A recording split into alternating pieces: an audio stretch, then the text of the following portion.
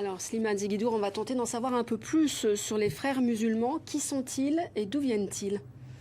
C'est la plus vieille organisation islamiste et elle en est d'ailleurs la matrice. Elle a influencé toutes les autres organisations islamiques. Elle a été créée en 1928 par un instituteur dont on voit la photo en Égypte. Et d'emblée, elle s'est lancée dans la clandestinité, car elle était réprimée, dans le terrorisme. Là, on voit une délégation reçue par le président Eisenhower, parce que d'emblée, au nom de la guerre froide, les Américains se sont appuyés dessus contre le communisme. Bref, les frères musulmans ont été interdits par Nasser, parce qu'ils se sont livrés au terrorisme. Ses dirigeants ont été suppliciés, pendus, haut et court. Donc, elle a vécu dans une clandestinité totale en Égypte jusqu'en 2011, quand elle a été reconnu légalement au nom d'un parti qui s'appelle Parti de la liberté, de le progrès et du progrès de Morsi. Alors, en deux mots, son idéologie, c'est son slogan. Mahomet est notre chef, le Coran notre constitution, le djihad notre voie, la mort au service de Dieu notre but suprême.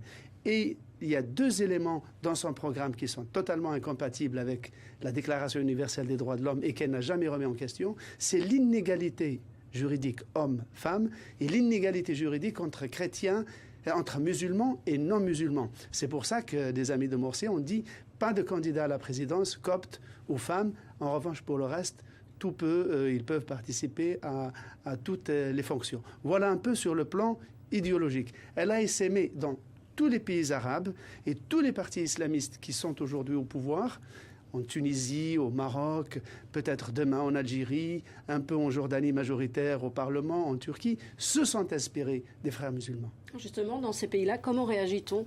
Quel est le déclin de ces frères musulmans en Égypte? Veut-il dire un déclin ailleurs? Alors, on voit sur cette carte du monde arabe qu'ils sont présents partout. Soit ils participent au pouvoir, comme au Maroc, soit ils sont gagnants, comme en Tunisie, soit ils sont majoritaires dans les parlements, comme en Jordanie, ou on lutte contre le régime, comme en Syrie. Ils sont pratiquement partout, sauf dans les pays du Golfe, Émirats et Arabie Saoudite, qui les ont financés pendant des années et avec qui ils ont rompu. Donc il est possible que cet échec en Égypte, pourquoi il peut avoir un effet dévastateur, c'est le mouvement islamiste. Ce n'est pas seulement à cause de la répression qu'il est grandi en les faisant passer pour martyrs, mais surtout ils ont montré leur manque de transparence, leur dissimulation et surtout leur incapacité, leur incompétence gestionnaire pour gérer un État. Ils pensaient gérer l'État comme une confrérie religieuse et que la piété en elle-même était magiquement porteuse de solutions.